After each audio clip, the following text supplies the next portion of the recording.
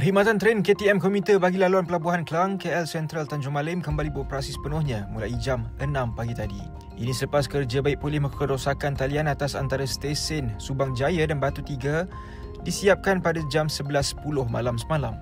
Rosakan yang berlaku sejak pagi semalam menyebabkan kelewatan lebih sejam dan memaksa tren di laluan terbabit tamat di beberapa stesen seperti Shah Alam, Batu 3 dan Padang Jawa dengan penumpang dialihkan menaiki bas perantara ke Subang Jaya.